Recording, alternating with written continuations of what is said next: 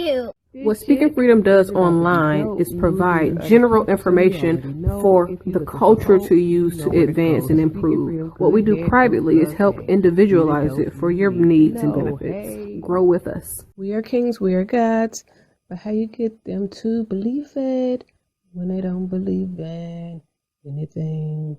We're going to save some lives in this lifetime. We haven't church in a while. Like God's doctor in these streets, the Holy Ghost used me to set them free. If love is the new religion, the hate is sinning, we stay winning. Just handling God's business, we ain't tripping. No bread to be dipping. 'Cause we're speaking freedom, giving you the answers to be free. We use the client to develop, to grow, and to bring out the best in themselves. We are simply a tool to help you learn how to make better decisions.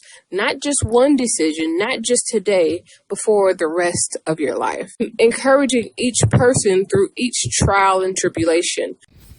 So I'm laying here. I really want to take a nap, but I also was thinking about the first two videos that I posted earlier about success and the amount of things that aren't seen, experienced, or,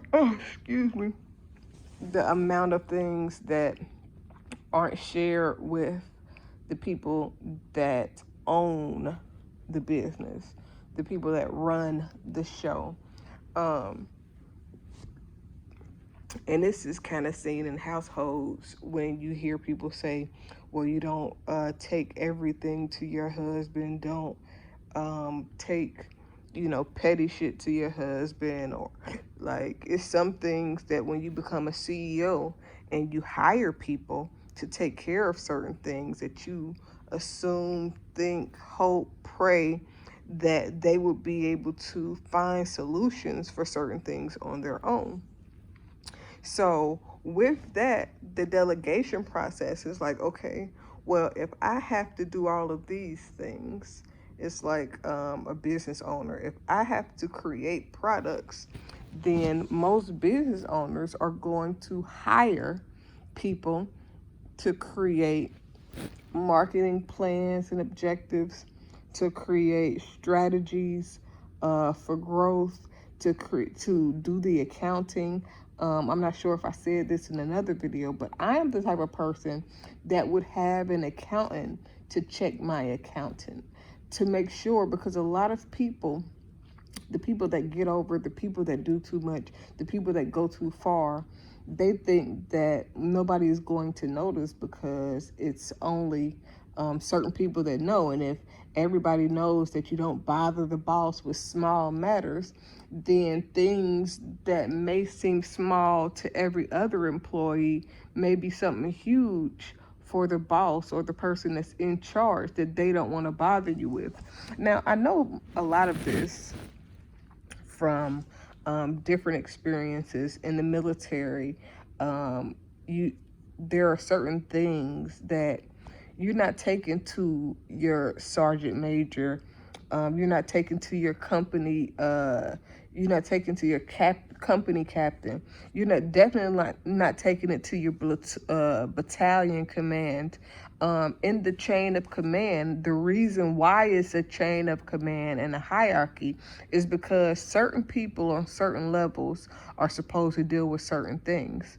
So a lot of times, that's just like HR is created, human resources is created so that the boss, the CEO, is not consumed with human resources and employee problems. Now, there are some problems that employees have that the CEO and the boss should be aware of.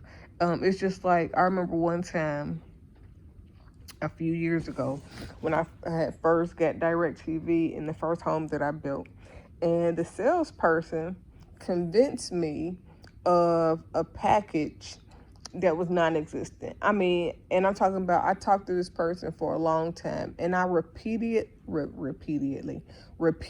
asked the person, are you sure this is what I am going to get?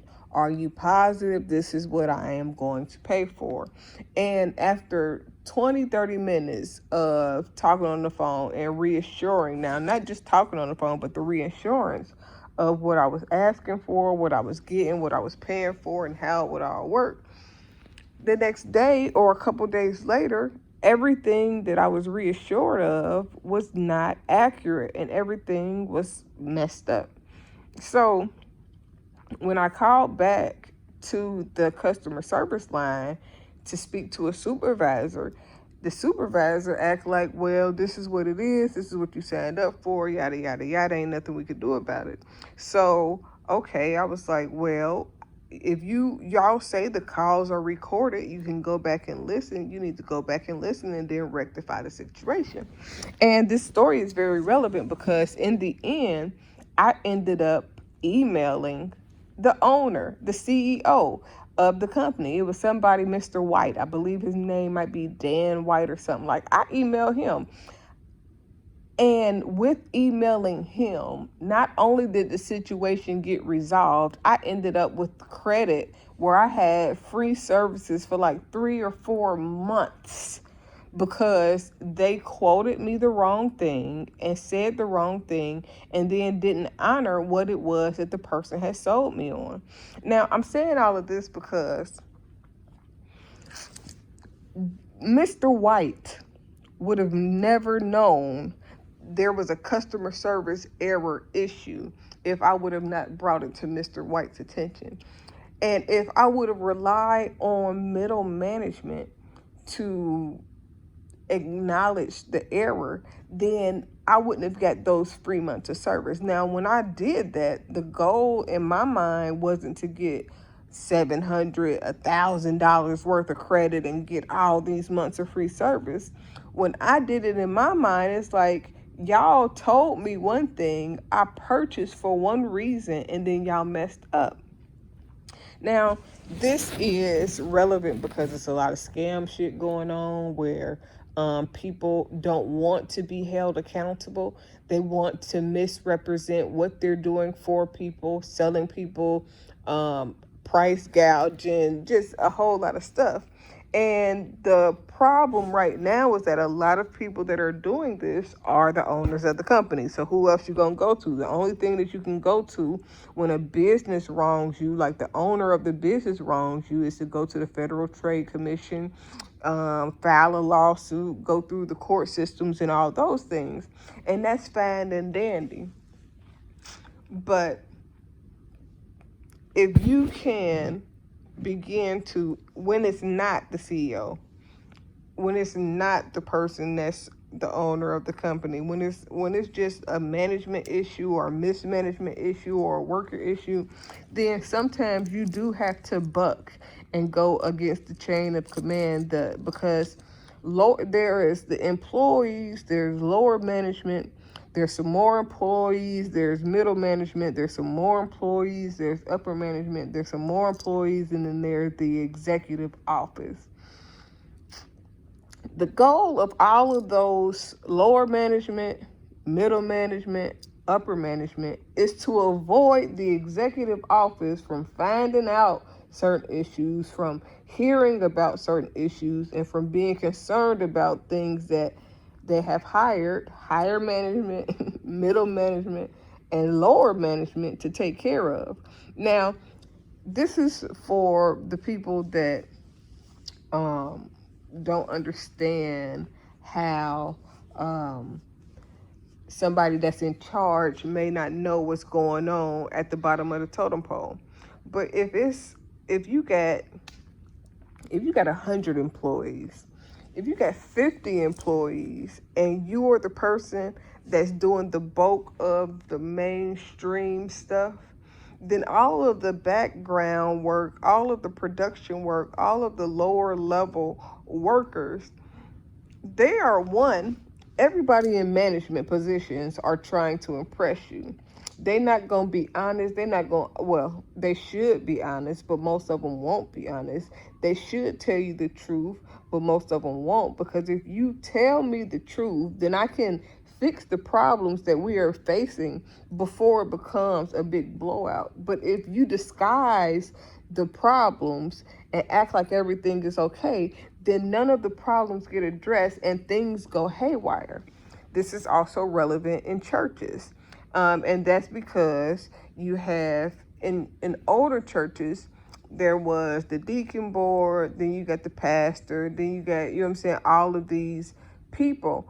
And you got the office administration, you got the ministers that help, you got the assistant ministers, you have the usher board, the staff, and all of those. Now, the people that's doing ushering, their job is to control the seats and the seating. Then there is a head over the usher department. That person is supposed to handle everything that the ushers face. That person should be sufficient enough to delegate the task of ushering, to make sure that the people that are ushering are delightful, are welcoming, are knowledgeable. They can seat people. They know how to catch people if they fall out. They know how to move people around and seat people according to whatever the prearranged seating type requirements are for certain instances. So I used to be an usher.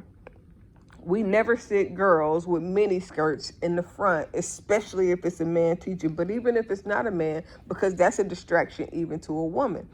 And that doesn't mean that those people aren't welcome. They're just not sitting in the front because we don't want them to be a distraction. So then you have the people that work, the personal assistants, the administration office. Those people are the people that deal with the pastors every single day. The people that work at the front office of the church, the people that are personal assistants of the pastors, the people that are armor bearers and security. Those are the people that the pastors deal with every day. Now, this is relevant because it doesn't matter what business type it is. This is still the same thing. So, ushers aren't telling the pastor about seating problems. Ushers aren't telling the administrative assistants and the personal assistants about seating problems, because they're going to tell you have a lead usher that can help you resolve and solve that problem and that issue. And then, if not a lead usher, then another one of the ministers should be able to help you situate that. And the reason why you hire so many people, or you have so many volunteers and other people in place, is so that the person that's running the show, the pastor, can focus on getting the message. He or she can focus on praying and receiving a word. He or she can focus on making sure that he's strong, his family is intact, and everything is, and then studying the word, and then studying not just the Bible, but doing research and getting understanding beyond what is written, so that you can have a foundation to hold everything that you're saying that you believe on. If the pastor is worrying about who is being sat where by the usher department, then that pastor is distracted from praying. How can he hear on your behalf if he's too busy worrying about the usher department? This includes if you have a bookstore. There should be a supervisor in the bookstore, because that person will manage the bookstore and the people that help out in the bookstore. When you decide to say, okay, well, I need to talk to the pastor because the book that I ordered at the bookstore is having an issue, then that pastor is again distracted from praying for you, from getting answers for you, from making sure he's healthy mentally, spiritually, financially, and physically, and from doing the other tasks that God has told him to do. Now, this is the thing. When people are not led by money, then they are able to focus on specifically what God wants for them. That means that when a person only speaks for money, only performs for money, has to have a check to get them to speak, to get them to act, to get them to function in whatever capacity that their job requires.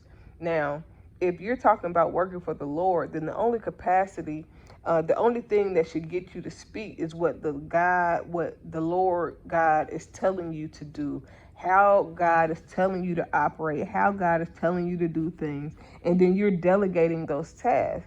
Now, the thing is to make sure that whoever you are delegating to, again, has integrity, is supportive, is honest, because if something goes wrong, there used to be a minister at my old church that used to have the nastiest little attitude. And, people are nice to who they want to be nice to.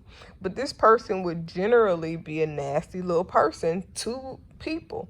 And then when people started leaving and the person that's in charge, the pastor, was wondering why people are leaving, why people are offended.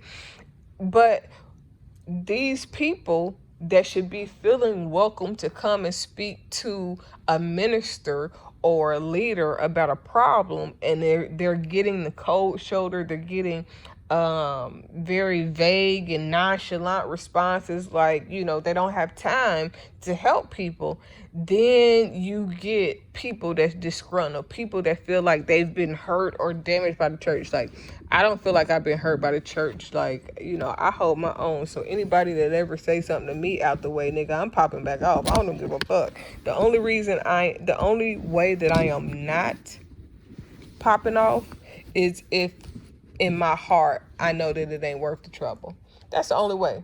Other than that, you got me bent. You can't talk to me any type of way. You can't. And the last time that I went to this particular church, the person's like, "You can't come back, bitch. Can't come back. Are you the pastor?" That's the only person that can tell me I can't come back. And the only reason I feel like this person tried me was because I had my kids there. Because if I wouldn't have had my kids there, I probably would have swung on the bitch for real. Just because. Don't try me. You know what I'm saying? You done seen me here plenty of times. You don't know what the hell been going on because you ain't been here. Your ass too busy gossiping, carrying on, doing everything but what you're supposed to be doing. And when that happens, that's what creates disgruntled employees. That's what creates bad experiences. Every bad experience that a person has at a business or a place is not because of the actual owner, the actual front person, the actual person that's in charge. Sometimes it's disgruntled and nasty employees, helpers, and friends of the person that's in charge that's not allowing the person in charge to see exactly for real what's going on. So a lot of times people cover up the bad stuff that's going on so that the person that's in charge can quote unquote focus on whatever it is, the bigger picture. But most of the times, and a lot of times, people don't realize that when you don't properly resolve issues, that person that's at the top may not necessarily hear about it themselves, but the energy that is formed from all of the mischief, from all of the ruckus, from all of the gossiping, the backbiting, because gossiping and backbiting go on in church. All of those, that nice, nasty shit is a church thing where people be nice to you in your face and then turn around and talk shit about you. A lot of that is taught and learned from people that are supposed to be holier than thou, or people that are supposed to be examples. And this is one of the reasons why I have a hard time, I don't want to say trusting people, but where I've learned that people aren't always what they act like they are, because people will put on this front to be all of these great quality things when the cameras and the lights is on, and then behind closed doors and shit be hell, you know what I'm saying? Like, or the person be hell, or person, they pray and do all these things in front of everybody, but when the doors is closed, they smoking crack, you know what I'm saying? Like, and that's extreme, because that's an addictive substance that will totally mess your whole life up. It's not like smoking weed. A person that smoke weed, they're gonna be high for a second, they're gonna chill out, they might eat a little bit, they might, you know what I'm saying? But they're not going to be the same type of way that a person is that's an alcoholic, or somebody that is a crackhead, or somebody that does heroin, or somebody that, you know what I'm saying, is on something so strong and potent that they lose who they are. They lose themselves in whatever drugs or experiments or things that they're doing. So, and this feeds back into success and how people oftentimes fail to know and realize how success really works. So because I delegate things to other people, that means I'm not thinking that I need to go back in most cases and check behind these people to make sure they're not discriminating, make sure they're not being fed last, to make sure they know the real for real about what's going on. And a lot of times the people that's at the top, they don't know what's going on at the bottom. They don't know what's going on in the middle, because the people that are above those lanes are covering. They are trying to diffuse situations. They're trying to make right. And sometimes you can have an experience that can be made right by lower management, and they can fix the problem. Sometimes it can be made right by upper management or middle management, and they can fix the problem. But sometimes situations need to be addressed at the highest level so that the whole thing can be fixed. And then when people don't allow things to get to the highest level so that it can be properly addressed, it goes out of control. And then it becomes something that it didn't have to be, because nobody wanted to address it with the highest level of authority. It's like religion. There's a lot of shit in religion that's just foul. I mean, we could talk about Catholics and little boys. We could talk about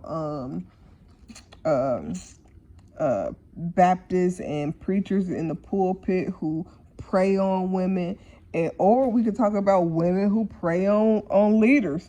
We could talk about so many different aspects, but at the end of the day, you got to be able to really take it to who's the highest authority? How do we change how this all plays out and how it all comes out? Because at the end of the day, for most, the highest authority is the governing agency.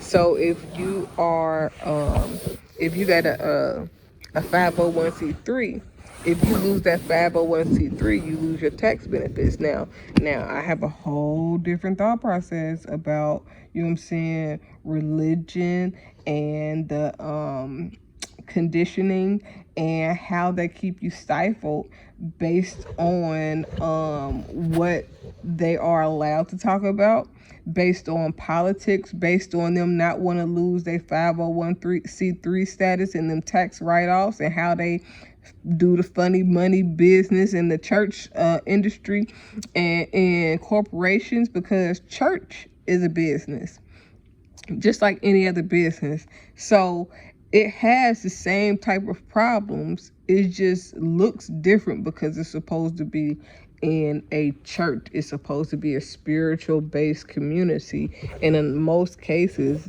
it's not. I really don't have nothing else to say about that, but you just have to know the behind the scenes of any operation is a lot more deeper and a lot more going on than anything that you, as somebody on the outside looking in, is supposed to see.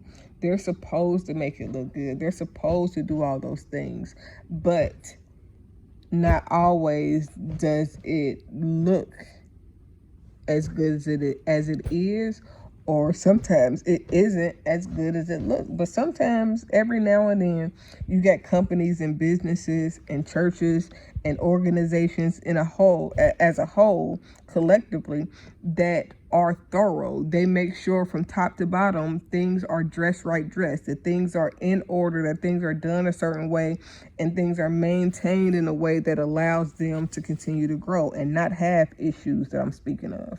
I decided long ago never to walk in anyone's shadow.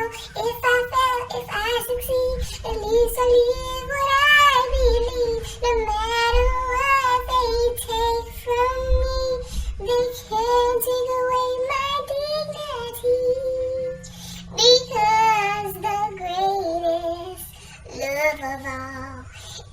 inside of me. Yeah. Sexual chocolate. Thank you for joining Speaking Freedom as we continue to assist you with your daily growth and intuitive wisdom. Loving is a lifestyle and we love to love. Inspiration is how we fuel faith. Please join us daily for your inspiration and motivation. We have the entire world to offer you at your fingertips. Your life enhancement coaching specialist. Thank you for choosing us to assist you in accomplishing your personal and professional goals. And have a beautiful day. In love, we trust. This is brought to you by Good Head Group, Love Gang and Speaking Freedom. We thank God for you, and we love you.